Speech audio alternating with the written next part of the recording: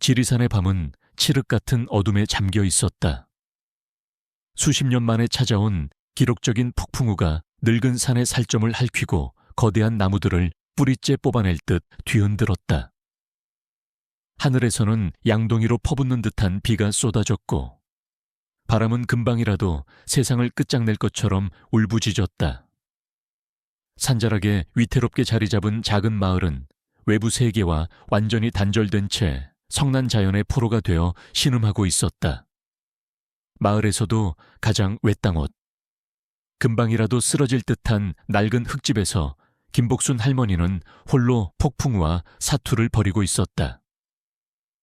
이른을 훌쩍 넘긴 할머니의 주름진 얼굴에는 고단한 세월의 흔적이 깊게 새겨져 있었지만 두 눈만은 형형하게 빛나고 있었다. 이 집은 할머니에게 세상의 전부였다. 평생을 가난하고 외롭게 살았지만 이 낡은 집만은 그녀에게 세상의 모든 것과 다름없었다.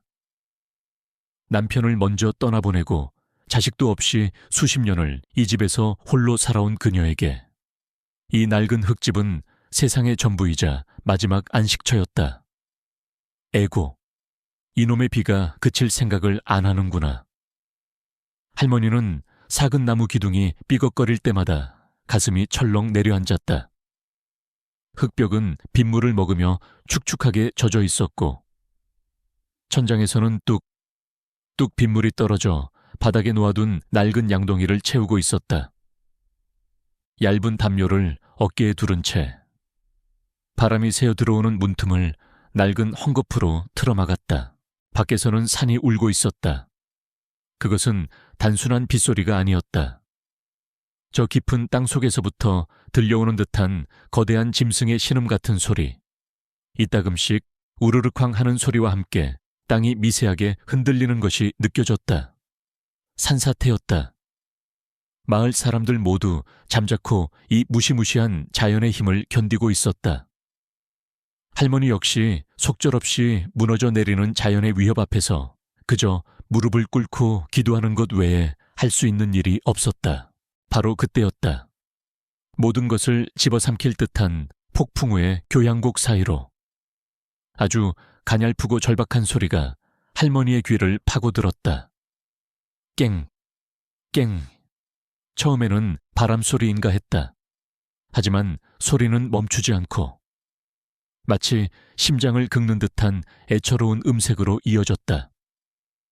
그것은 살아있는 생명의 소리였다.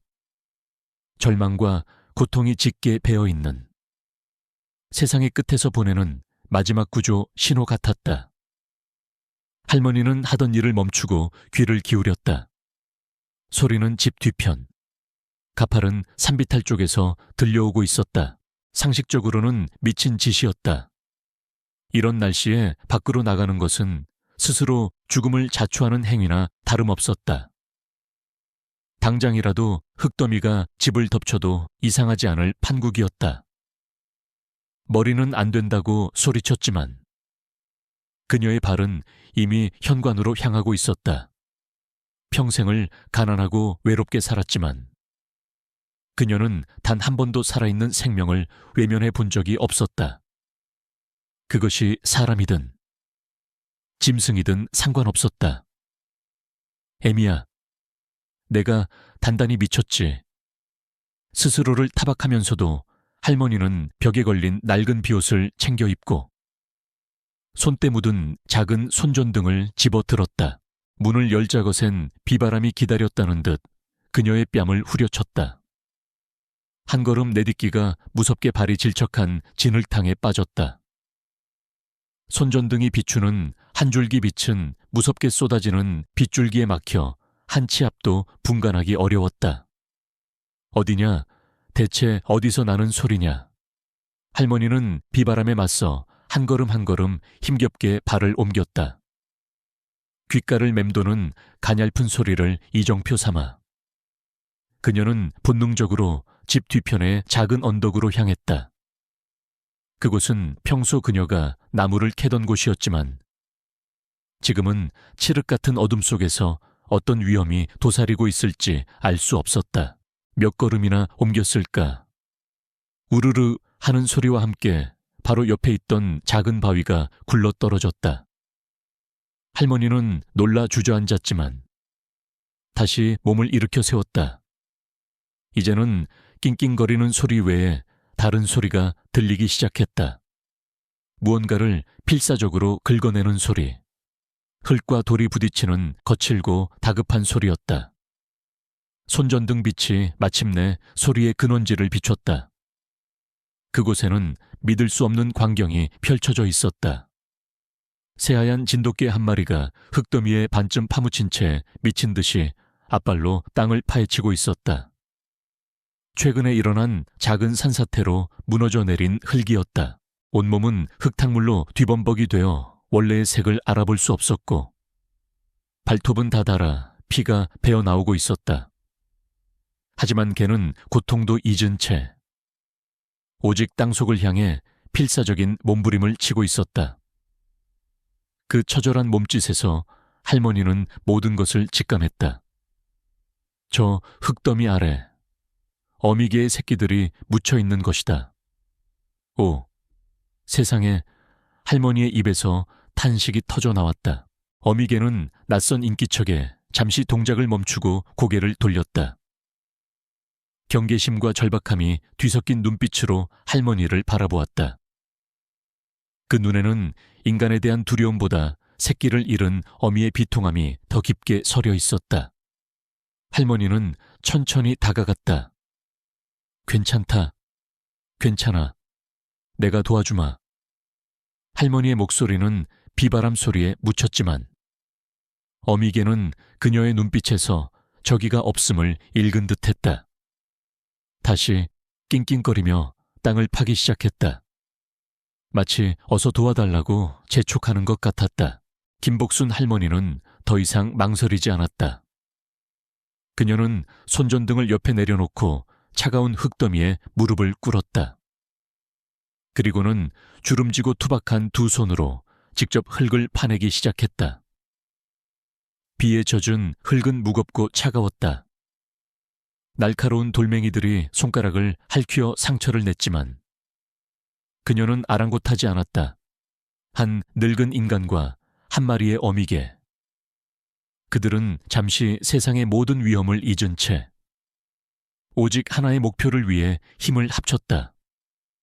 할머니가 큰 돌을 치우면 개가 그 아래 흙을 파헤쳤다. 둘 사이에는 어떤 대화도 필요 없었다. 생명을 구하려는 간절한 마음이 그들을 하나로 묶어주었다. 시간이 얼마나 흘렀을까. 할머니의 손끝에 무언가 부드럽고 따뜻한 것이 닿았다. 찾았다. 할머니는 조심스럽게 흙을 더 걷어냈다. 그러자 작고 하얀 털 뭉치가 모습을 드러냈다. 숨을 쉬지 않는 듯 미동도 없는 새끼 강아지였다. 할머니는 급히 강아지를 품에 안아 비옷 안으로 넣었다. 어미 개가 다가와 새끼의 냄새를 맡으며 애타게 낑낑거렸다. 아직 살아있어. 괜찮을 게다. 할머니는 어미를 안심시키며 다시 땅을 팠다. 희망이 보이자 잊었던 힘이 솟아나는 듯했다. 얼마 지나지 않아 두 번째, 그리고 세 번째 새끼가 차례로 발견되었다. 모두 4마리였다. 마지막 새끼를 품에 안았을 때 할머니는 기력이 다해 그 자리에 주저앉고 말았다. 숨이 턱까지 차올랐고 온몸이 빗물과 땀으로 흠뻑 젖었다. 어미개는 구조된 새끼들을 필사적으로 핥아주었다. 차가운 몸을 자신의 천으로 녹이려 애썼다. 그 모습을 지켜보던 할머니는 남은 힘을 쥐어짰다. 이대로 있다가는 어미도, 새끼들도 모두 저천증으로 위험해질 터였다. 아가, 이리 오너라. 집으로 가자. 어서.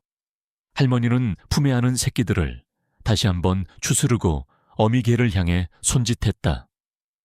어미개는 잠시 망설였지만 이내 할머니의 진심을 알아차린 듯 그녀의 뒤를 따랐다. 칠흑 같은 어둠 속에서 한 명의 노인과 한 가족의 개들은 위태로운 발걸음을 옮겨 따뜻한 보금자리를 향했다. 밤새 세상을 집어삼킬 듯 으르렁대던 폭풍우는 거짓말처럼 멈춰 있었다. 동쪽 하늘이 희미하게 밝아오자 간밤의 광란이 남긴 상처들이 비로소 모습을 드러냈다. 김복순 할머니의 낡은 흙집 마당은 부러진 나뭇가지와 휩쓸려온 진흙, 정체 모를 잡동사니들로 아수라장이 되어 있었다. 아이고, 깊은 잠에서 깨어난 할머니는 온몸이 쑤시는 것을 느끼며 힘겹게 몸을 일으켰다. 밤새 겪은 사투의 후유증이었다. 삭신이 부서질 듯 아팠지만 그녀의 눈에 가장 먼저 들어온 것은 따스한 온기였다. 아직 불씨가 남은 아궁이 앞에 4마리의 새끼 강아지들이 서로의 몸을 의지한 채 새근새근 잠들어 있었다. 그리고 그 곁을 어미개 베기가 꼼짝도 않고 지키고 있었다. 할머니가 눈을 뜨자 밤새 경계를 늦추지 않던 베기가 그녀를 향해 고개를 돌렸다. 그 깊고 까만 눈동자는 더 이상 경계심이 없었다. 대신 이루 말할 수 없는 깊은 신뢰와 감사의 빛이 담겨 있었다. 할머니가 손을 뻗자 베기는 다가와 거친 혀로 할머니의 주름진 손등을 가만히 핥아주었다. 따뜻하고 축축한 감촉이 손등을 타고 심장까지 전해지는 듯했다. 평생 외로움이 익숙했던 할머니의 작은 방이 낯선 온기로 가득 찼다. 어쩌면 이것이 기적인지도 모른다고 할머니는 생각했다. 죽음의 문턱에서 구해낸 작은 생명들이 역으로 그녀의 얼어붙었던 마음에 온기를 불어넣고 있었다. 그래, 배고프겠구나. 뭐라도 좀 챙겨줘야지. 할머니는 아픈 허리를 두드리며 부엌으로 향했다. 밥솥에 남은 찬밥을 물에 말아 한 그릇 내어주자 베기는 허겁지겁 그릇을 비웠다. 그제야 할머니는 간밤에 흙투성이가 된 개의 몰골을 제대로 살필 수 있었다. 하얀 털은 진흙과 피가 엉겨붙어 누렇게 변해 있었고 곳곳에 생채기가 나 있었다. 이리 온 깨끗하게 좀 닦아주마. 할머니는 따뜻한 물을 수건에 적시어 개의 몸을 정성스럽게 닦아주기 시작했다. 개는 할머니의 손길을 거부하지 않고 얌전히 몸을 맡겼다. 그렇게 목 주변에 엉긴 털을 닦아내던 할머니의 손끝에 딱딱하고 매끄러운 무언가가 걸렸다. 털 속에 파묻혀 있던 것은 목걸이였다. 산에서 사는 들개이거나 주인이 있더라도 이렇게 험한 곳에 사는 개라면 낡은 밧줄이나 값싼 나일론 목걸이가 고작일 터였다. 하지만 할머니의 손에 잡힌 것은 전혀 달랐다. 짙은 갈색에 윤기가 흐르는 고급 가죽으로 만들어진 목걸이였다. 비바람에 젖고 흙투성이가 되었음에도 한눈에 봐도 비싸고 질 좋은 물건임을 알 수 있었다. 이런 외딴 상골의 개에게는 어울리지 않는 기묘한 부조화였다. 할머니는 고개를 갸웃거리며 목걸이를 더 자세히 살폈다. 그때 목걸이 안쪽에 한 부분이 유독 굵고 촘촘한 바느질로 마감되어 있는 것을 발견했다. 마치 의도적으로 무언가를 숨기기 위해 만들어진 작은 주머니처럼 보였다.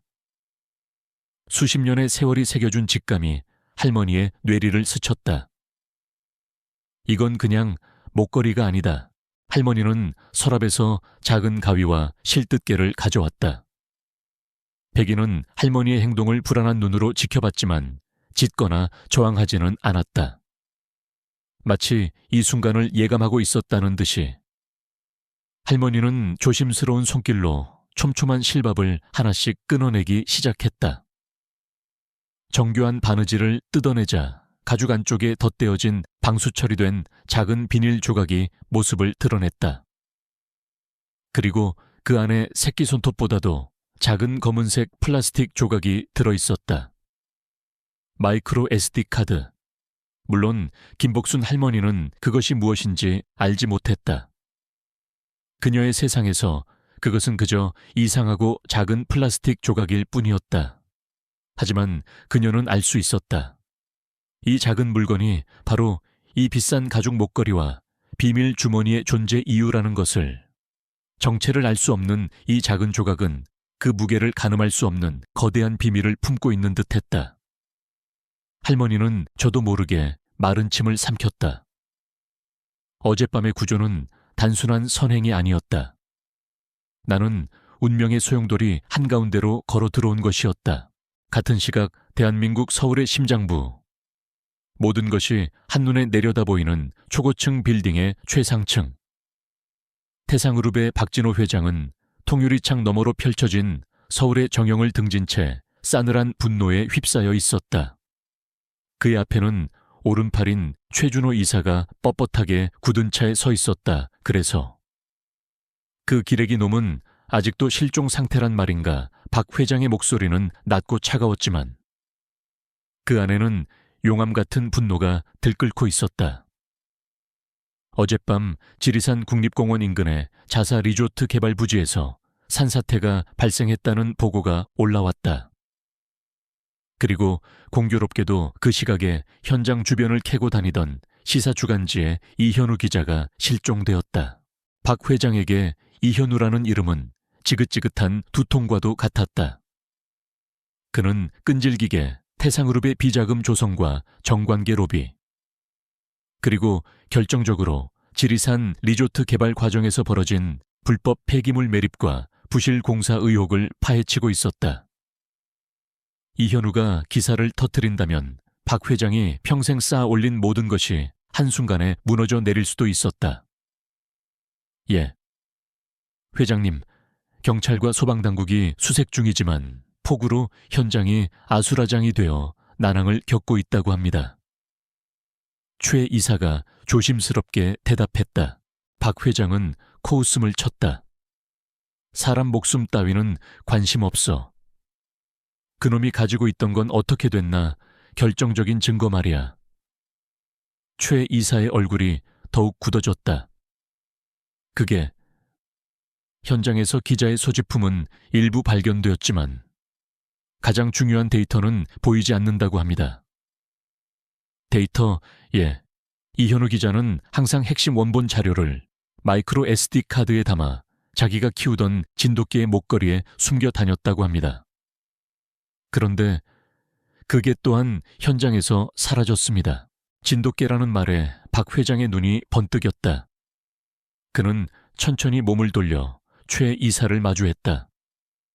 그의 눈빛은 얼음장처럼 차가웠다. 산사태라. 하늘이 도왔군. 그 기레기 놈은 산사태로 인한 불운의 사고로 처리하면 그만이야. 문제는 그 개새끼와 그 목에 달린 증거다. 박 회장은 고급스러운 책상으로 다가가 시가를 하나 꺼내 물었다. 그의 입가에 뱀처럼 교활한 미소가 걸렸다. 최 이사, 예? 회장님, 자네가 직접 내려가 경찰보다 먼저, 그 누구보다 먼저 그 개를 찾아 산 전체를 이 잡듯 뒤져서라도 찾아내. 그리고 그 목걸이, 그 안에 든 메모리 카드 반드시 내 손에 가져와. 무슨 수를 써서라도 필요하다면 산 전체를 불태워버리는 한이 있더라도 반드시 찾아내란 말이다. 박 회장의 목소리에는 한치의 망설임도 없는 절대적인 명령의 무게가 실려 있었다. 실패는 용납하지 않겠다는 무언의 경고였다. 최 이사는 허리를 깊이 숙였다. 알겠습니다. 회장님, 즉시 출발하겠습니다. 사무실을 나서는 최 이사의 등 뒤로 박 회장은 짙은 연기를 내뿜으며 다시 창밖을 내다보았다. 그의 눈에는 거대한 도시의 풍경이 아니라 지리산의 깊은 골짜기가 아른거리고 있었다. 아주 사소한 변수. 길 잃은 개 한 마리가 자신의 제국을 뒤흔들 수도 있다는 사실이 그를 참을 수 없게 만들었다. 한편 지리산의 고요한 흙집 안에서는 김복순 할머니가 정체 모를 플라스틱 조각을 낡은 손수건에 소중히 감싸고 있었다. 그리고는 장롱 깊숙한 곳. 남편의 낡은 손목시계와 빛바랜 흑백 사진을 보관해두던 작은 오동나무 상자 안에 그것을 조심스럽게 넣었다. 그녀는 새로운 식구가 된 하얀 베기를 물끄러미 바라보았다. 이제 그녀에게 베기는 그저 우연히 구해준 동물이 아니었다. 무언가 알 수 없는 비밀을 품고 자신의 삶에 들어온 특별한 존재가 되어 있었다. 서울의 냉혹한 권력자와 산골의 힘없는 노인. 결코 마주칠 일 없을 것 같던 두 사람의 운명이 작은 메모리 카드 하나를 중심으로 서서히 엮이기 시작하고 있었다. 그리고 그 중심에는 아무것도 모른 채 새끼들에게 젖을 물리고 있는 충직한 진돗개. 배기가 있었다. 지리산의 깊은 숲속은 여전히 간밤의 폭풍우가 남긴 축축한 습기와 흙냄새로 가득했다. 김복순 할머니의 집에서 수십 킬로미터 떨어진 산골 초입. 작은 국도 옆 허름한 식당에 검은색 세단 한 대가 멈춰 섰다. 차에서 내린 3명의 남자는 도회적인 정장 차림이 이 투박한 시골 풍경과는 어딘가 어울리지 않았다. 그들의 중심에는 최준호 이사가 서 있었다. 그는 늘 차갑고 절제된 표정을 짓고 있었지만 그 눈빛만큼은 목표물을 탐색하는 맹수처럼 번뜩였다. 최 이사는 부하들에게 눈짓을 보냈다. 부하들은 익숙한 솜씨로 차량의 번호판을 가리고 트렁크에서 대한민국 동물보호협회라고 적힌 가짜 현수막과 서류들을 꺼냈다. 식당 주인은 낯선 손님들의 등장에 경계심을 드러냈지만 동물보호라는 말에 금세 경계를 풀었다. 아이고, 서울에서 여기까지 무슨 일이세요? 최 이사는 능숙하게 미소를 지으며 대답했다. 저희가 이번 폭우로 인해 지리산에 사는 유기견들을 돕기 위해 나왔습니다.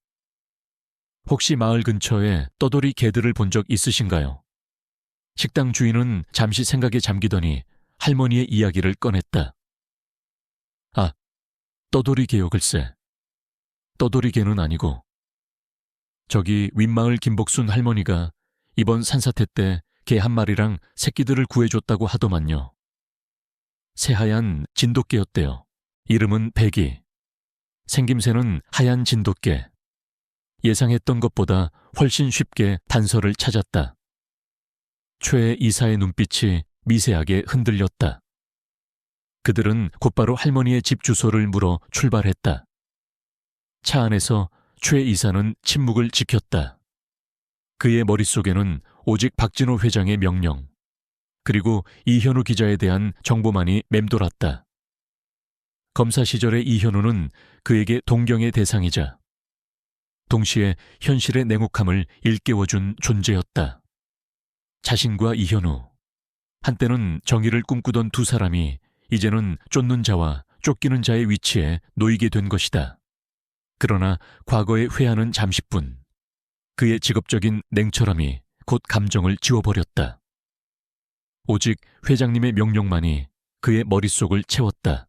할머니의 낡은 집 앞에 도착하자 백이가 경계심을 드러내며 짖기 시작했다. 최 이사는 부하들에게 차 안에 있으라고 지시하고 홀로 할머니의 집으로 향했다. 할머니, 안녕하세요. 서울에서 온 최준호라고 합니다. 최 이사의 목소리는 부드럽고 친절했다. 김복순 할머니는 문을 열고 낯선 사내를 경계했다. 최 이사는 할머니를 향해 정중히 고개를 숙였다. 실은 제가 찾는 개가 할머니 집에 있는 것 같아서요. 최 이사는 미리 준비해온 이현우 기자의 사진을 보여줬다. 이 개입니다. 제 친구가 키우던 개인데 얼마 전 지리산에서 실종되는 바람에 제가 대신 찾아 나섰습니다. 저희 친구는 개를 가족처럼 생각해서요. 할머니의 눈빛이 흔들렸다. 그녀는 그제야 낯선 사내들의 정체를 짐작했다.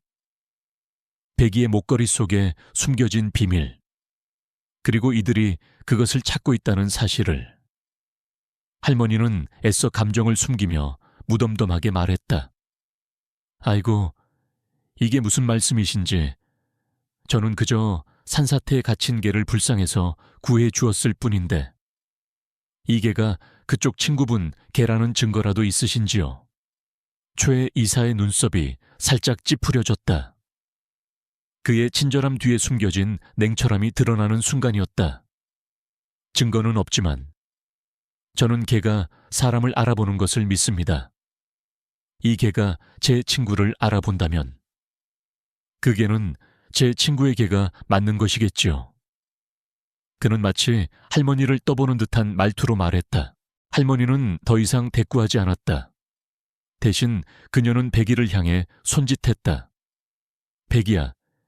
이리 온. 백이는 할머니의 부름에 달려가 그녀의 다리에 몸을 비비며 꼬리를 흔들었다. 이 아이는 제 개입니다. 저희를 가족처럼 대하고 있습니다. 제가 그쪽 친구분 대신 돌봐드리겠습니다. 그분께서 돌아오실 때까지요. 할머니의 단호한 태도에 최 이사의 얼굴이 미세하게 굳어졌다. 그들의 대화는 더 이상 친절한 인사가 아니었다. 그것은 서로의 의도를 읽어내는 미묘한 심리전이었다. 최 이사는 순순히 물러나는 척했다. 할머니, 저는 할머니의 마음을 잘 알겠습니다.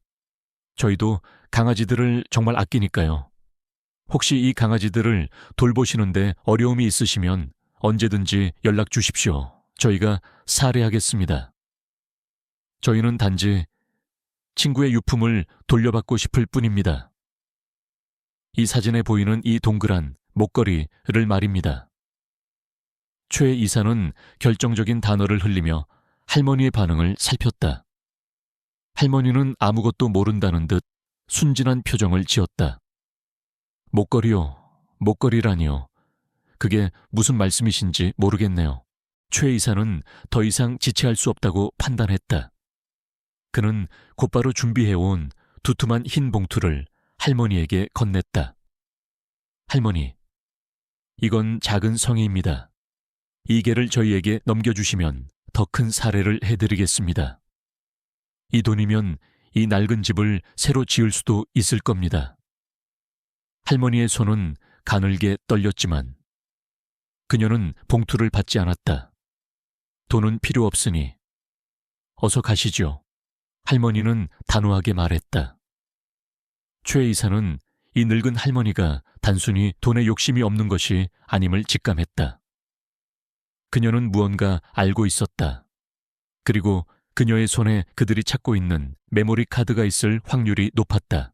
할머니께서 저희와 협조하지 않으시면 할머니와 이 개에게도 좋은 일이 없을 겁니다. 이 말을 명심하십시오.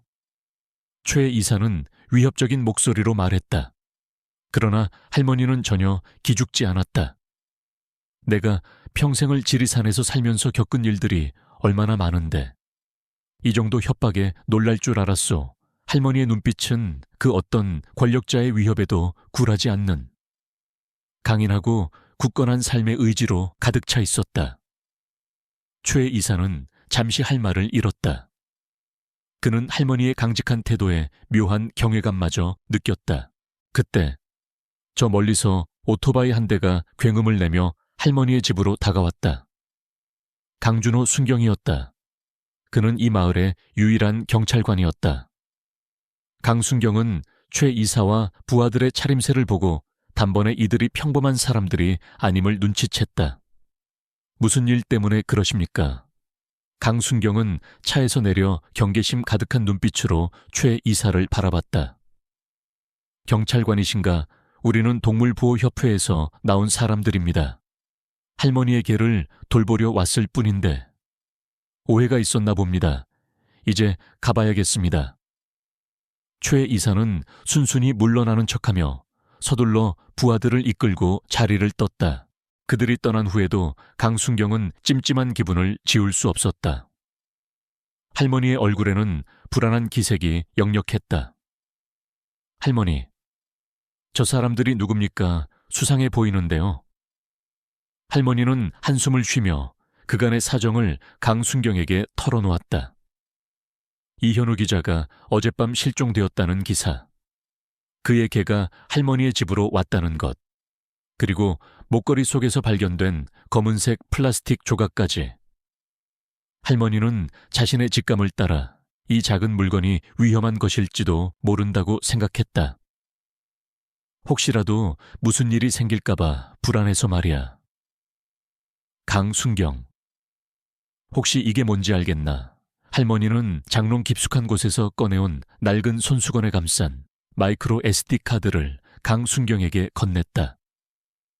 강순경은 할머니의 말을 들으며 직감했다.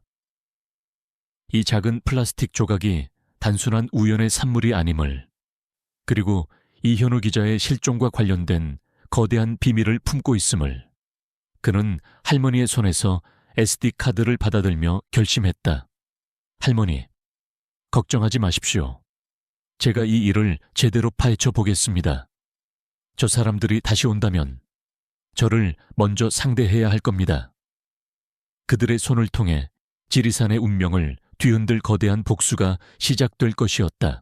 지리산 자락의 작은 파출소는 밤늦도록 불이 꺼지지 않았다. 강준호 순경은 낡은 컴퓨터 앞에 앉아 김복순 할머니에게서 건네받은 마이크로 SD 카드를 만지작거렸다. 그 작은 플라스틱 조각이 품고 있는 비밀을 알기에 그의 심장은 긴장으로 쿵쾅거렸다. 최 이사 일행의 수상한 행동, 그리고 이현우 기자의 실종 사건이 단순한 우연이 아니라는 직감이 온몸의 촉각을 곤두세웠다. 그는 조심스럽게 SD 카드를 컴퓨터에 연결했다. 처음에는 아무 파일도 뜨지 않았다. 강순경은 여러 시도를 해보았지만 컴퓨터는 파일 손상이라는 메시지만 내뱉었다. 그러나 이현우 기자가 평범한 기자가 아니라는 할머니의 증언을 떠올렸다. 아마 이 파일은 암호화되어 있을 것이다. 그는 몇 개의 해킹 프로그램을 시도한 끝에 이현우 기자가 평소 사용하던 프로그램의 암호화 방식을 찾아냈다. 그리고는 몇 번의 시행착오 끝에 마침내 파일을 해독하는 데 성공했다. 화면 가득 수많은 폴더와 파일들이 나타났다. 태산건설 비자금, 정관계 로비, 환경부 보고서, 지리산 리조트 부실공사. 폴더명만 보아도 이현우 기자가 얼마나 집요하게 태산그룹을 추적해왔는지 짐작할 수 있었다. 강순경은 숨을 죽이고 파일들을 열어보았다. 가장 먼저 눈에 들어온 것은 태산그룹 리조트 개발 과정에서 불법적으로 매립된 유독성 폐기물 사진들이었다. 땅속 깊은 곳에 묻혀있는 드럼통들은 이미 부식되기 시작하고 있었고, 그 옆에는 인근 계곡에서 찍은 것으로 보이는 오염된 물과 죽은 물고기들의 사진이 첨부되어 있었다. 다음으로 열어본 것은 지리산 리조트 개발 최종 보고서라는 파일이었다. 이현우 기자는 이 문서에 직접 붉은색 글씨로 메모를 남겨두었다. 기반 공사 부실, 토양 안정성 문제, 심각 대형 산사태 가능성 존재. 전문가의 소견이 담긴 문서를 보면 태산그룹이 얼마나 무모하고 위험한 공사를 진행했는지 알 수 있었다. 이현우는 이 문서를 통해 태산그룹이 겉으로는 친환경적인 리조트를 짓는다고 홍보했지만 실제로는 이윤을 극대화하기 위해 불법을 저지르고 결국 수많은 사람들의 생명을 위협하고 있다는 사실을 밝히고자 했다. 그의 열정과 집념이 그대로 전해져 강순경의 가슴을 뜨겁게 만들었다. 이현우 기자의 실종은 단순히 운 나쁜 사고가 아니라 이 거대한 범죄를 숨기기 위한 계획된 살인이었음이 명백했다. 강순경은 이 중요한 증거들을 서울 본청에 즉시 보고해야 한다고 생각했다. 그러나 그의 눈이 마지막으로 머문 폴더는 패밀리라는 이름이었다. 다른 폴더들과는 달리 이 폴더는 아무런 암호도 걸려있지 않았다. 강순경은 조심스럽게 폴더를 열었다. 그 안에는 이현우 기자의 어린 시절 사진들이 담겨 있었다. 해맑게 웃는 아이의 얼굴, 그 아이를 따뜻하게 안고 있는 젊은 여성의 모습, 그리고 그 옆에 흑백으로 찍힌 오래된 사진이 있었다. 그 사진에는 앳된 소녀의 모습이 담겨 있었다. 바로 그때 문이 열리고 김복순 할머니가 따뜻한 차가 담긴 보온병을 들고 들어왔다. 밤늦게까지 고생이 많네. 이거라도 마시면서 하게. 할머니는 피곤에 지쳐있는 강순경의 얼굴을 보고는 안쓰러운 듯 말했다. 강순경은 차를 마시려다가 문득 모니터에 떠있는 사진을 쳐다보았다. 그리고는 차가운 물을 한 바가지 뒤집어 쓴 듯 온몸이 굳어버렸다.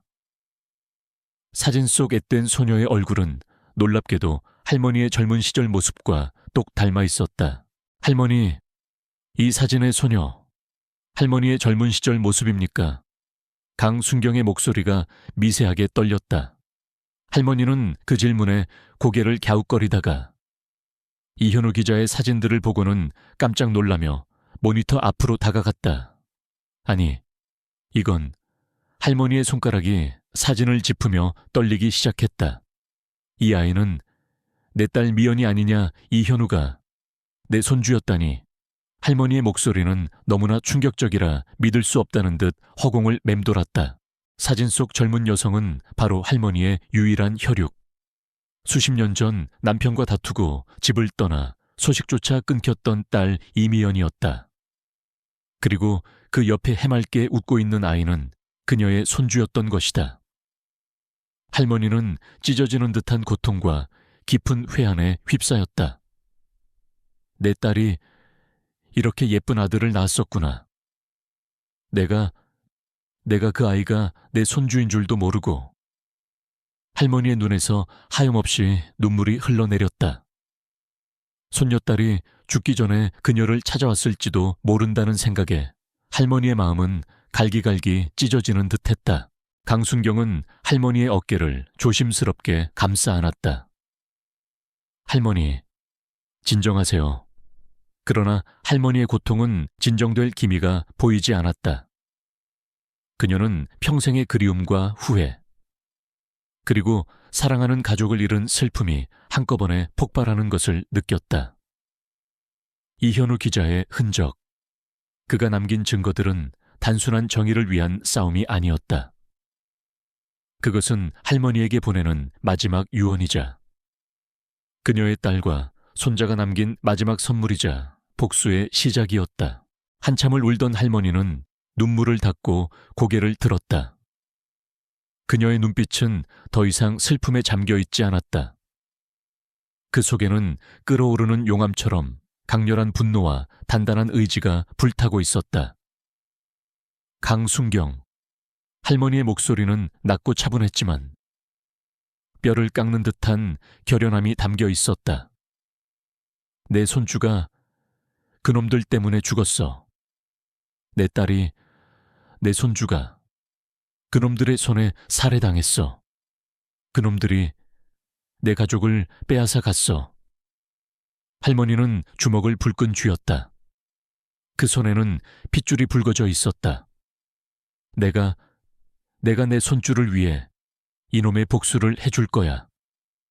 내 손으로 그놈들의 죄를 세상에 밝히고 말 거야. 내 손주가 못다 이룬 꿈을 내가 대신 이뤄줄 거야. 할머니의 결심을 들은 강순경은 고개를 끄덕였다. 그도 이현우 기자가 남긴 증거들을 통해 태상그룹의 만행과 그들의 추악한 실체를 알게 되었다. 그는 할머니의 손을 마주 잡았다. 할머니, 저도 할머니와 함께하겠습니다. 이현우 기자. 아니, 할머니의 손자분의 희생이 헛되지 않도록 제가 끝까지 돕겠습니다. 이 악랄한 놈들을 세상에 끌어내기 위해 저도 함께 싸우겠습니다.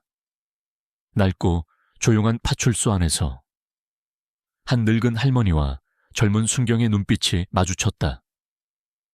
그들의 눈에는 단순한 정의감이 아닌 가족을 잃은 슬픔과 복수심, 그리고 세상의 부조리에 맞서 싸우겠다는 굳은 의지가 넘실거리고 있었다.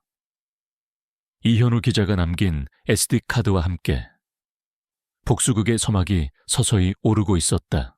김복순 할머니의 낡은 흙집은 어느새 거대한 복수의 계획이 시작되는 비밀 본부로 변해 있었다. 할머니와 강준호 순경은 탁자 위에 이현우 기자가 남긴 자료들을 펼쳐놓고 밤늦도록 머리를 맞댔다. 낡은 손전등 하나가 내뿜는 희미한 불빛 아래 그들의 눈빛은 결의로 이글거렸다. 손자가 남긴 계획입니다. 강순경은 SD카드에서 찾아낸 파일을 할머니에게 보여주었다. 이현우 기자는 태상그룹을 무너뜨리기 위한 치밀하고 다단계적인 계획을 세워두었다. 그는 단 하나의 언론 매체에 의존하지 않고 여러 채널을 동시에 활용해 태상그룹의 비리를 세상에 폭로하고자 했다. 첫 번째 채널은 진실의 소리라는 이름의 독립탐사 보도 전문 언론사였다. 이현우 기자는 이곳의 기자에게 핵심 증거들을 먼저 넘겨 그들이 기사를 작성할 시간을 벌어주려 했다. 두 번째 채널은 경제정의심 인연대라는 시민단체였다. 이들은 태상그룹의 불법 행위를 법적으로 고발하고 여론을 조성하는 역할을 맡을 예정이었다. 마지막 세 번째 채널은 정의로운 저격수라는 별명을 가진 야당 소속의 국회의원이었다. 이 의원은 국회 청문회에서 태상그룹의 비리를 정식으로 다룰 권한을 가지고 있었다. 이현우는 이 세 채널에 SD카드에 담긴 모든 디지털 증거를 넘기는 동시에 혹시 모를 사태에 대비해 결정적인 증거 서류 원본들을 마을 근처 버스 터미널에 보관함에 숨겨두었다. 손자분이 굉장히 치밀했네요. 강순경이 감탄하며 말했다. 할머니는 이현우의 계획을 들으며 가슴이 찢어지는 듯했다. 어린 나이에 얼마나 외롭고 힘들었을까. 그러나 그 외로움과 고통 속에서도 그는 굴하지 않고 세상의 정의를 위해 싸웠다. 이제 할머니가 그 싸움을 대신 이어받아야 했다. 강순경, 자네는 이현우가 남긴 디지털 자료들을 새 채널에 전부 보내주게. 그리고 버스 터미널에 보관함에 있는 서류들은 내가 직접 가서 가져오겠네. 할머니의 말에 강순경이 깜짝 놀랐다. 할머니, 그건 위험합니다. 분명 그놈들이 할머니를 미행하고 있을 겁니다. 제가 직접 가겠습니다. 그러나 할머니는 단호했다. 아니, 내가 가야 하네. 자네가 가면 의심받을 걸세. 나 같은 늙은 할머니가 가면 아무도 눈치채지 못할 거야. 게다가 내 손주가 남긴 유품을 내 손으로 직접 가져오고 싶네. 할머니의 눈에는 확고한 결의가 담겨 있었다. 강순경은 더 이상 할머니를 말릴 수 없었다. 할머니의 결심은 그 어떤 위협보다도 단단했다.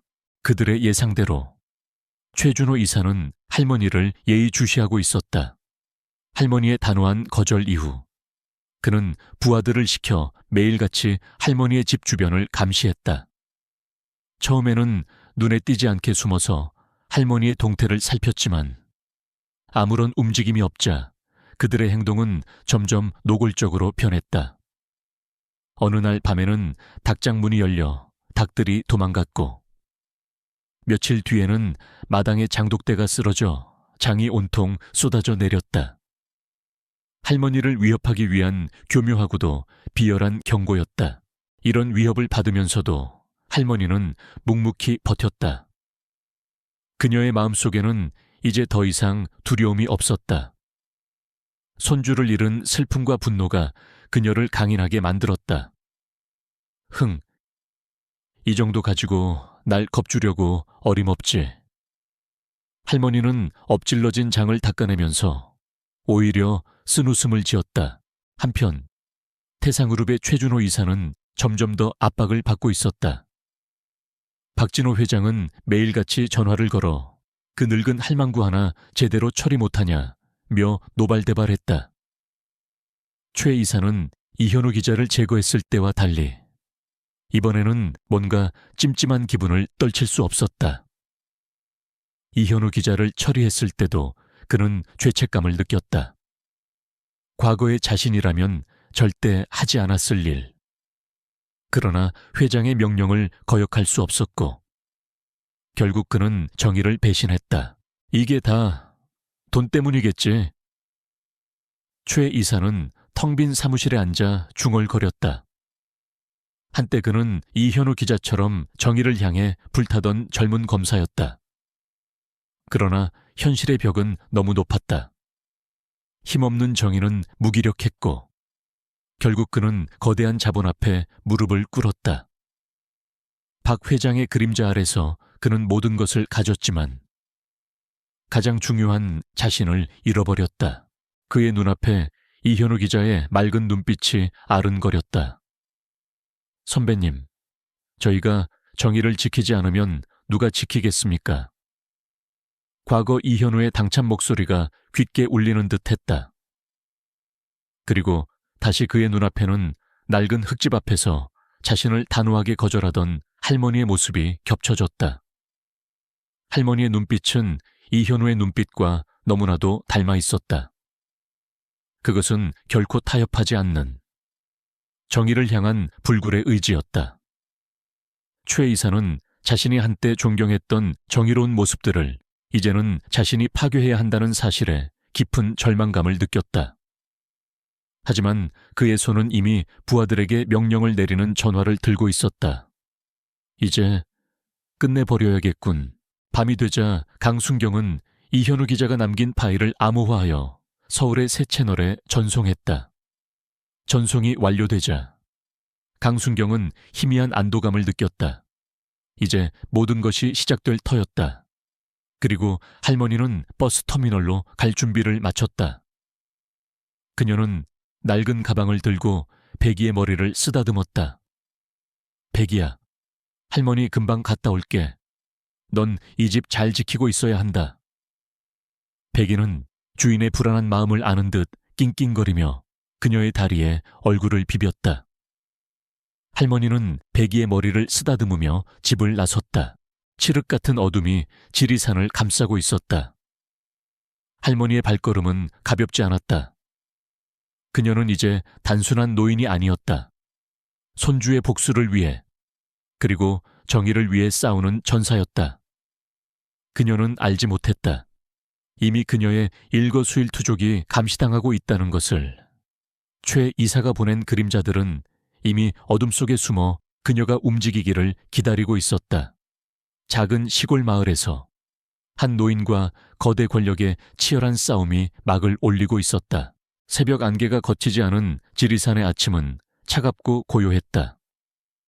버스 터미널로 향하는 할머니의 발걸음은 평소와 달리 긴장감으로 가득했다. 할머니는 낡은 손지갑을 챙기고 짐짓 아무 일 없는 듯 마당을 거닐었다. 그녀는 이미 어둠 속에서 자신을 감시하고 있을 눈들을 느끼고 있었다. 이놈들, 감히 늙은이를 속이려 드는구나. 할머니는 속으로 뇌까리며 마을 입구로 향했다. 그녀의 예상은 정확했다. 할머니가 집을 나서자마자 어젯밤부터 잠복해 있던 최준호 이사의 부하 2명이 은밀하게 그녀의 뒤를 밟기 시작했다. 그들은 할머니가 버스 정류장으로 향할 것이라고 짐작했지만 할머니는 전혀 다른 길로 접어들었다. 마을 어귀의 좁은 오솔길이었다. 뭐야, 저 할망구 지금 어디로 가는 거야? 부하 중 한 명이 당황하며 중얼거렸다. 그들은 할머니를 따라 오솔길로 들어섰다.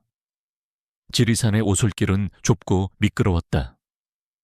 그들은 할머니를 놓치지 않기 위해 필사적으로 따라갔다. 하지만 할머니는 70년 넘게 살아온 지리산의 지형을 송금 보듯 훤히 꿰뚫고 있었다. 그녀는 일부러 좁고 험난한 길을 택했다. 그리고는 걷는 속도를 늦추는 척하다가 갑자기 숲속으로 몸을 숨겼다. 부하들이 잠시 한눈을 파는 사이 할머니는 길을 벗어나 작은 가을을 건너고 덤불 속을 기어들어갔다.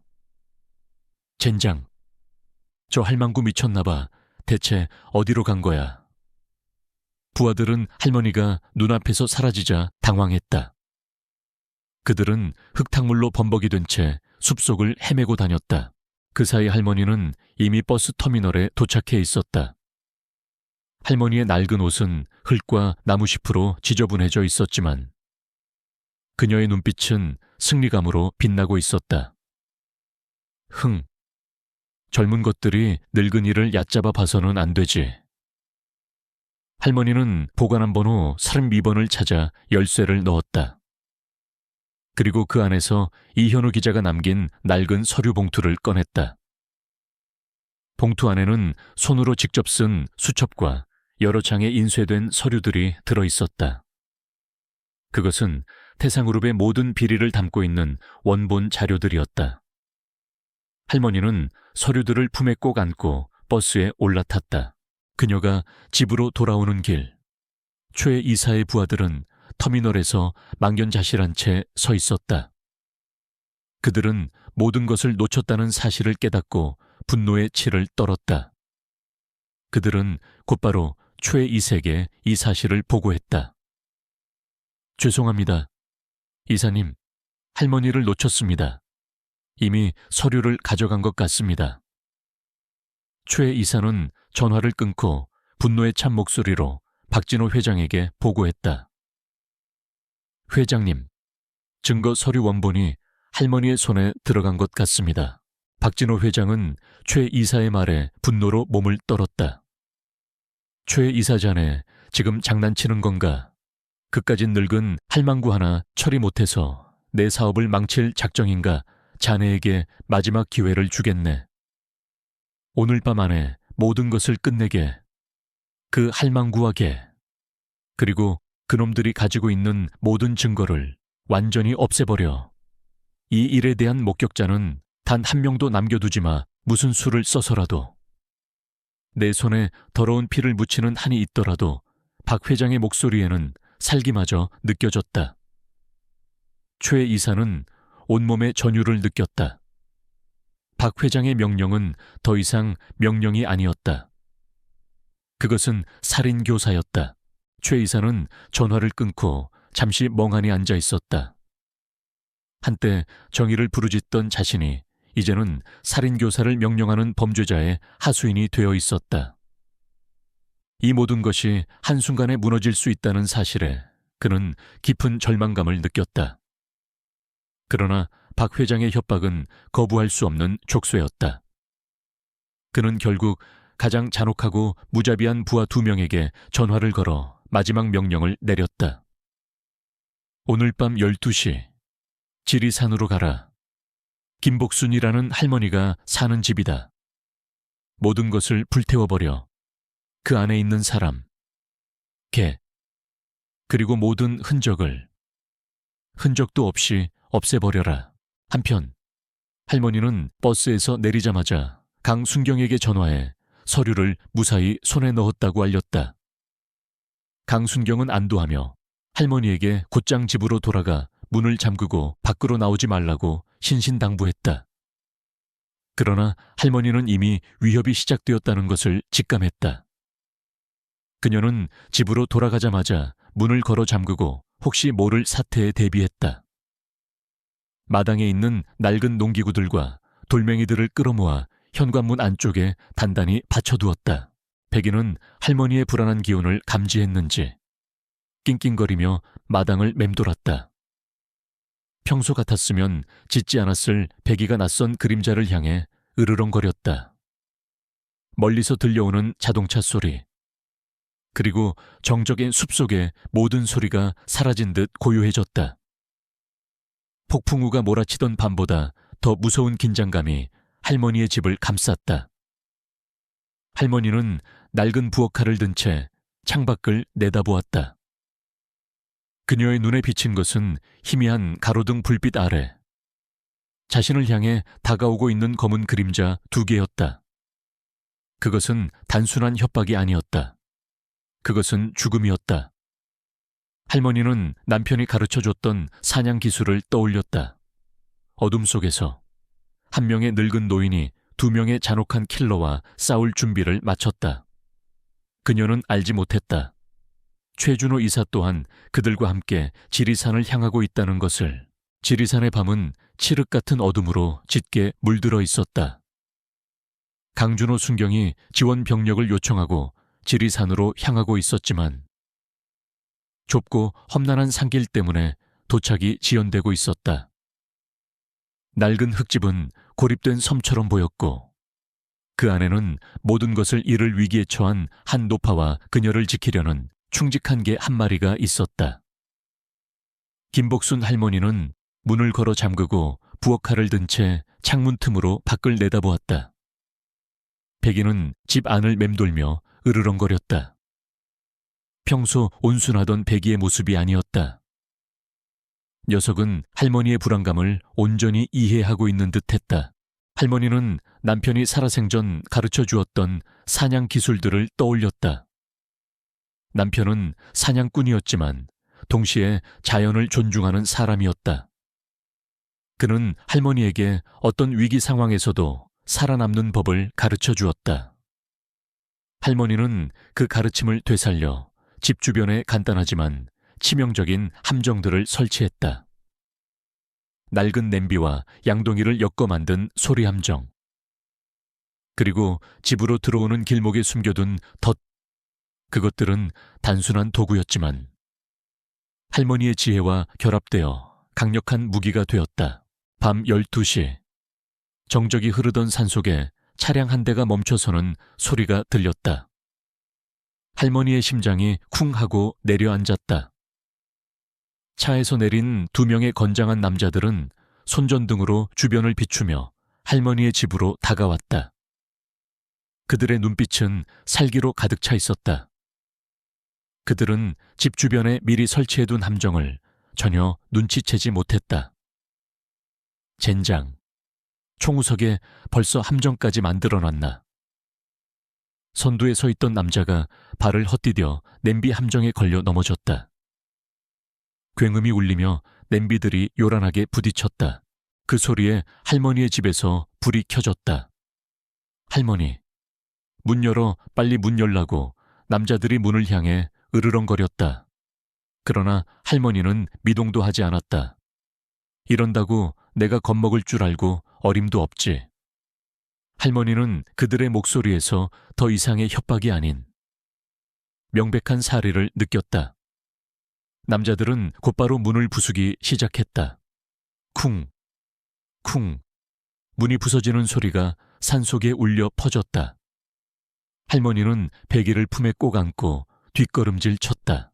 현관문이 완전히 부서지고 2 남자가 집 안으로 들이닥쳤다. 그들의 손에는 쇠막대기가 들려 있었다. 할머니, 마지막 경고입니다. 메모리 카드와 서류를 넘겨주면 목숨만은 살려드리겠습니다. 할머니는 그들의 말에 코웃음을 쳤다. 내가 그걸 넘겨주면 너희들이 날 살려둘 것 같아. 내 손주를 죽인 놈들한테 내가 뭘 믿겠어. 할머니의 단호한 태도에 남자들의 눈빛이 더욱 흉포해졌다. 그들은 할머니에게 달려들었다. 바로 그때 백이가 으르렁거리며 맹수처럼 남자들에게 달려들었다. 백이는 할머니를 지키려는 본능적인 용기로 온몸을 던져 남자들을 막아섰다. 한 남자의 팔을 물어뜯었고 다른 남자는 백이의 공격을 피하려다 넘어졌다. 젠장. 이 개새끼. 남자들은 백이를 향해 쇠막대기를 휘둘렀다. 백이는 쇠막대기에 맞아 비틀거리면서도 할머니의 앞을 떠나지 않았다. 그때 또 다른 그림자가 집으로 다가왔다. 최준호 이사였다. 그는 부하들에게 전화를 받고 직접 현장으로 온 것이었다. 그는 부하들이 할머니와 백이를 향해 폭력을 휘두르는 모습을 보고 잠시 망설였다. 그의 뇌리에는 박진호 회장의 명령이 메아리 쳤다. 목격자는 단 한 명도 남겨두지 마라. 그러나 동시에 과거의 기억이 그를 덮쳤다. 이현우 기자를 제거했을 때의 죄책감, 그리고 맑고 강인한 할머니의 눈빛. 그의 심장은 격렬하게 흔들렸다. 멈춰라. 최 이사의 목소리가 어둠 속에서 울려 퍼졌다. 부하들은 최 이사의 등장에 놀라 동작을 멈췄다. 이사님, 이 개새끼가... 됐어. 내가 직접 처리하지. 최 이사는 허리춤에 감춰둔 총을 꺼내 들었다. 그들의 눈은 모두 총구에 집중되었다. 최 이사는 할머니를 향해 총을 겨누었다. 할머니는 눈을 감지 않았다. 그녀는 체념한 듯이. 그러나 동시에 저항할 의지를 불태우는 듯한 눈빛으로 최 이사를 바라보았다. 그 눈빛은 최 이사의 가슴을 꿰뚫는 듯했다. 나를 쏘시려거든 쏘세요. 하지만 내가 죽더라도 내 손주가 남긴 진실은 영원히 남을 겁니다. 당신은 이 세상에 단 하나뿐인 정의를 잃어버린 겁쟁이로 살게 될 겁니다. 할머니의 말은 최 이사의 심장을 후벼 팠다. 그의 손은 총을 든 채로 덜덜 떨리기 시작했다. 그는 할머니의 눈에서 과거의 자신을 보았다. 그리고 그 눈에서 정의를 향해 불타던 이현우 기자의 눈빛을 보았다. 그는 자신이 이현우와 같은 길을 걷다가 굴복한 비겁한 존재라는 것을 깨달았다. 그는 잠시 눈을 감았다. 그리고 탕 총소리가 어둠을 갈랐다. 총성은 어둠 속에서 찢어지는 듯한 비명을 남기고 사라졌다. 총성이 울린 후의 정적은 그 어떤 소리보다도 길고 무거웠다. 김복순 할머니는 눈을 감지 않았다. 그녀의 눈에는 놀라움과 함께 알 수 없는 감정이 교차했다. 총알은 할머니를 향하지 않았다. 총을 맞고 쓰러진 것은 할머니를 공격하려던 최 이사의 부하였다. 최준호 이사는 총구를 아래로 내린 채 멍하니 서 있었다. 그의 눈빛은 흔들리고 있었지만 이제 더 이상 사리가 아닌 고뇌와 회한으로 가득 차 있었다. 이사님, 지금 뭐 하시는 겁니까? 다른 부하가 당황한 목소리로 외쳤다. 최 이사는 대답하지 않았다. 그는 쓰러진 부하를 무시한 채 총을 든 채로 멍하니 서 있었다. 그의 뇌리에는 수많은 생각들이 스쳐 지나갔다. 박진호 회장의 명령, 돈과 권력을 향한 욕망, 그리고 그 욕망을 위해 짓밟았던 정의와 양심. 그러나 그 모든 것들은 지금 그의 눈앞에 있는 늙은 할머니와 충직한 개 앞에서 아무런 의미가 없었다. 그는 자신의 영혼을 돈에 팔았지만 이 늙은 할머니는 그 어떤 위협에도 굴하지 않고 정의를 지키려 했다. 너희들 모두 그만해라. 최 이사의 목소리는 낮았지만 단호했다. 이 일은 내가 혼자 처리하겠다. 그의 말에 다른 부하가 반발했다. 이사님, 지금 무슨 말씀을 하시는 겁니까? 회장님 명령을 잊으셨습니까? 바로 그 순간 저 멀리서 희미한 사이렌 소리가 들려왔다. 점차 소리가 가까워지자 그들은 모두 긴장했다. 강준호 순경이 지원 병력을 이끌고 온 것이었다. 젠장, 경찰이다. 부하들은 당황하며 밖으로 뛰쳐나갔다. 최 이사는 그들을 잡지 않았다. 그는 바닥에 쓰러진 부하를 바라보더니 체념한 듯이 한숨을 쉬었다. 사이렌 소리가 점점 커지며 여러 대의 순찰차가 할머니의 집 앞에 멈춰 섰다. 강순경이 가장 먼저 차에서 내려 할머니의 집으로 달려왔다. 할머니, 괜찮으십니까? 강순경은 할머니의 무사한 모습에 안도의 한숨을 내쉬었다. 그와 함께 온 지원 병력들은 도망치려는 최 이사의 부하들을 순식간에 제압했다. 그 사이 최 이사는 멍하니 집 안에 서 있었다. 그의 손에는 아직 총이 들려 있었다. 강순경은 최 이사를 보고 경계했지만 그는 아무런 저항도 하지 않았다. 오히려 모든 것을 내려놓은 듯한 초연한 표정이었다. 강순경, 자네, 내가 찾던 정의를 가지고 있군. 최 이사가 씁쓸하게 웃으며 말했다. 내 손으로 내 모든 것을 망쳐버렸네. 하지만 내 아버지를 죽인 살인자의 하수인이 될 수는 없었네. 최 이사의 눈에서 뜨거운 눈물이 흘러내렸다. 그가 총을 바닥에 내려놓자 강순경은 조심스럽게 그를 연행했다. 모든 것이 끝나자 할머니는 긴장이 풀린 듯 그 자리에 주저앉았다. 백이가 그녀의 옆으로 다가와 몸을 비볐다. 백이의 몸에는 쇠막대기에 맞은 상처가 있었지만 다행히 심한 부상은 아니었다. 할머니는 백이를 품에 안고 한참 동안 흐느꼈다. 그것은 공포와 안도, 그리고 복수를 향한 격렬한 감정이 한꺼번에 폭발한 눈물이었다. 동이 트기 시작하고 경찰차들은 최 이사와 부하들을 태우고 산을 내려갔다. 할머니는 강순경의 순찰차를 타고 경찰서로 향했다. 그곳에서 최 이사는 모든 것을 자백했다. 박진호 회장의 비자금 조성, 불법 폐기물 매립, 그리고 이현우 기자를 살해하도록 지시한 사실까지. 그의 진술은 명백하고 구체적이었다. 그는 더 이상 거짓말을 하지 않았다.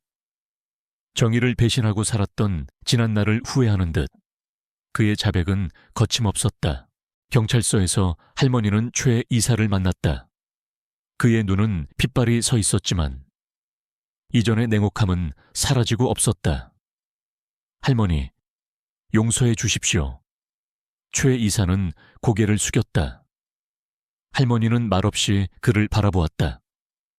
그가 어떤 삶을 살아왔는지, 왜 그런 선택을 했는지 이제는 조금은 이해할 수 있을 것 같았다. 이제라도 정의의 편에 서줘서 고맙네.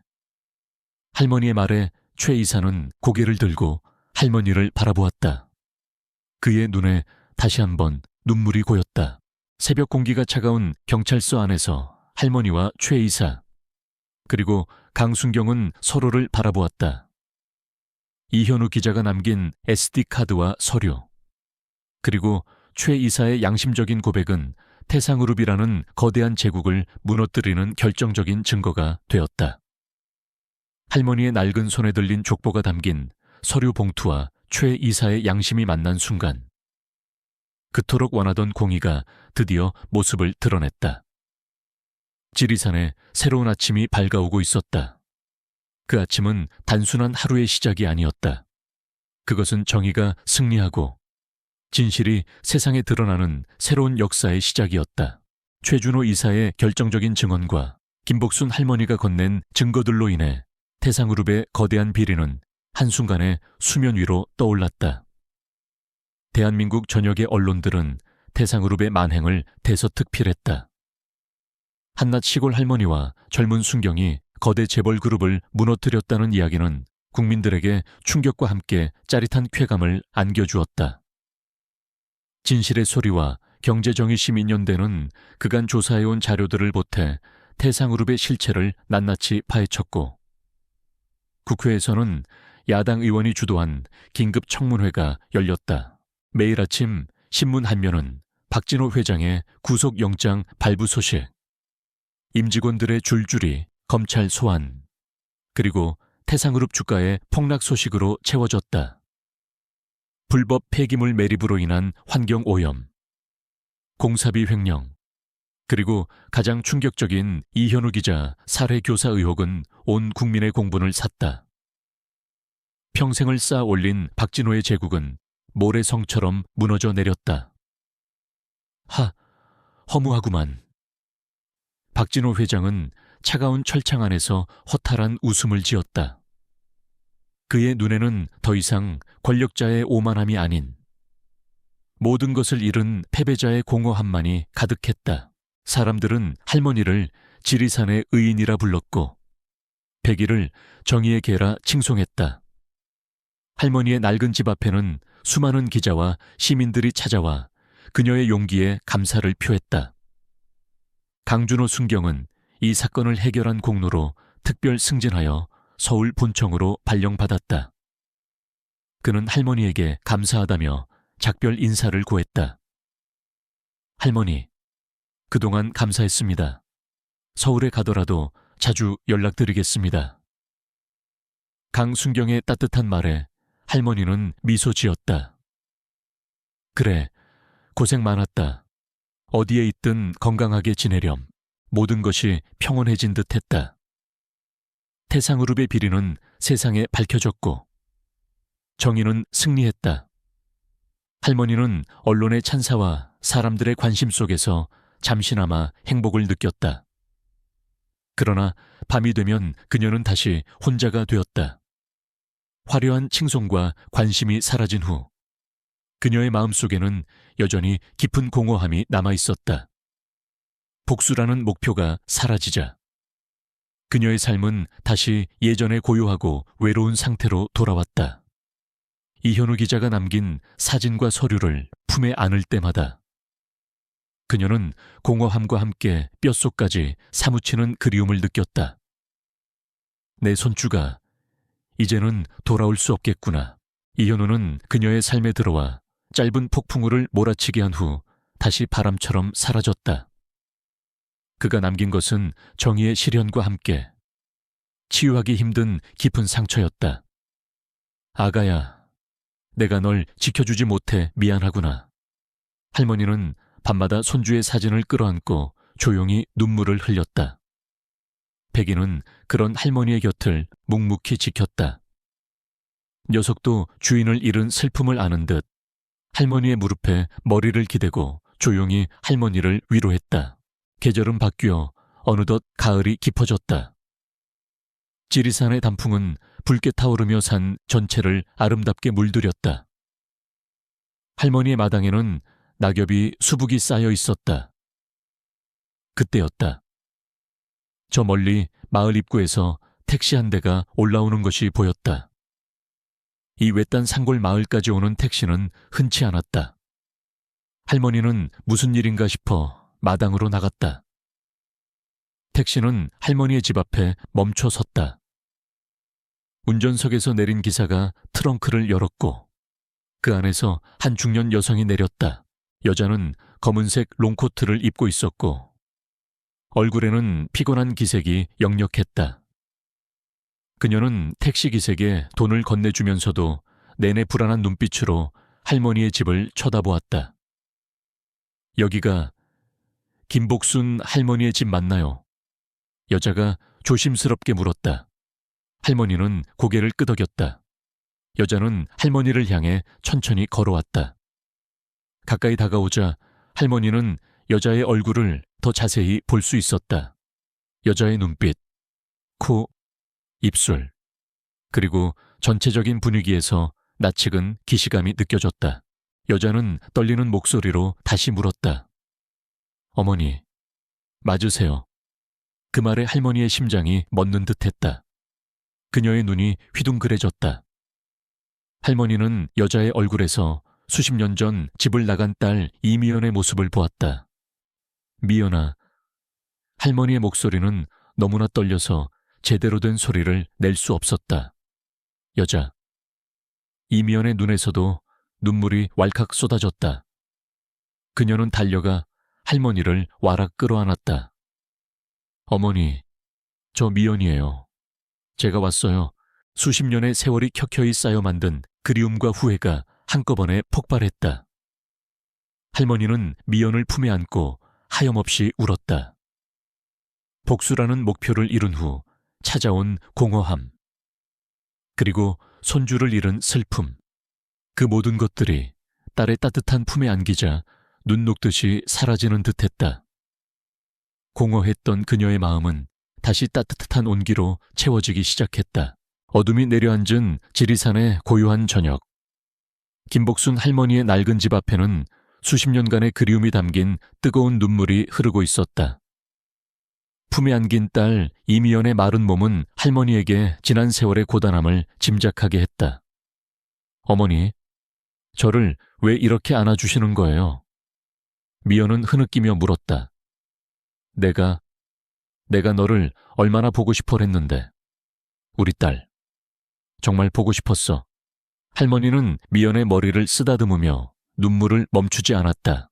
집 안으로 들어온 두 모녀는 아궁이 불 앞에 마주 앉았다. 불꽃이 타닥타닥 소리를 내며 그들의 침묵을 대신했다. 미연은 어렵게 입을 열었다. 어머니, 기사 봤어요. 어머니가 태상그룹 회장을 잡으셨다는 소식, 그리고 이현우가 제 아들이. 미연의 목소리가 떨렸다. 그녀는 어머니와 아버지의 반대를 무릅쓰고 집을 뛰쳐나왔다. 남편과 아들, 둘뿐인 세상에서 미연은 오직 자신의 행복만을 쫓았다. 하지만 남편의 죽음 이후 홀로 아들을 키우며 그녀는 외로움과 고통에 몸부림쳤다. 이현우 기자가 죽은 후 미연은 자신의 삶을 모두 잃어버린 듯했다. 그리고 그녀는 뒤늦게 알게 되었다. 아들의 죽음이 단순한 사고가 아니라는 것을. 미안하다. 미연아, 내가 너를 지키지 못했어. 할머니는 죄책감에 고개를 숙였다. 아니요. 어머니, 제가 잘못했어요. 제가 연락 한 번 안 드리고 이렇게 외롭게 만드셨잖아요. 제가 아들을 낳았을 때 어머니께 말씀드렸어야 했는데. 두 사람은 지난 수십 년간 서로에게 하지 못했던 말들을 쏟아냈다. 원망, 슬픔, 후회, 그리고 사랑. 모든 감정이 뒤섞여 격렬한 회한의 폭풍을 일으켰다. 그러나 폭풍이 지나간 후 남은 것은 서로를 향한 진심뿐이었다. 할머니와 미연은 그날 밤 모든 것을 용서하고 화해했다. 다음 날 아침 두 모녀는 함께 이현우 기자의 묘소를 찾았다. 묘비 앞에 놓인 꽃다발은 할머니가 꺾어온 산들꽃이었다. 현우야, 내 손주야. 내 어머니가 드디어 너를 찾아왔단다. 네가 죽기 전에 너를 꼭 다시 만나고 싶었는데 내가 그러지 못했구나. 할머니는 묘비 앞에서 흐느꼈다. 미연은 무릎을 꿇고 눈물을 흘렸다. 그녀는 아들에게 자신을 용서해달라고 빌었다. 아들아, 미안해. 엄마가 너에게 따뜻한 가족을 만들어주지 못해서, 그리고 널 지켜주지 못해서 정말 미안해. 그들은 서로의 슬픔을 공유하며 비로소 묵은 상처들을 치유하기 시작했다. 그리고 미연은 어머니 곁에 남기로 결심했다. 어머니, 저 더 이상 혼자 살고 싶지 않아요. 아들이 남긴 소중한 흔적을 찾은 것처럼 저도 이제 어머니 곁에서 살면서 그 빈자리를 채우고 싶어요. 할머니는 미연의 손을 잡고 고개를 끄덕였다. 그녀의 눈에 다시 한번 따뜻한 눈물이 흘러내렸다. 그것은 더 이상 슬픔의 눈물이 아니었다. 그것은 진정한 기쁨과 행복의 눈물이었다. 그날 이후 할머니의 낡은 집은 더 이상 외롭지 않았다. 미연은 할머니와 함께 텃밭을 가꾸고 마당을 쓸고 배기와 강아지들을 돌보며 소박하지만 행복한 일상을 보냈다. 할머니의 밥상에는 더 이상 혼자 먹는 반찬이 아닌 미연이 정성스레 차린 따뜻한 국과 반찬들이 놓였다. 밤에는 서로의 등을 맞대고 잠이 들었다.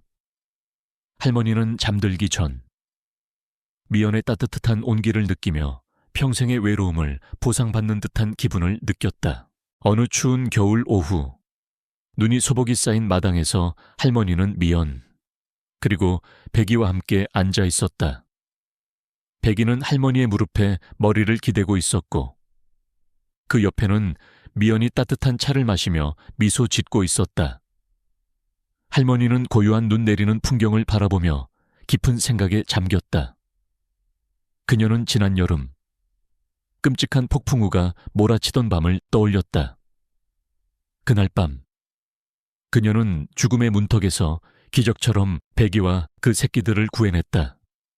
그리고 그 기적은 그녀의 삶 전체를 바꿔놓았다. 그러나 그녀는 알았다.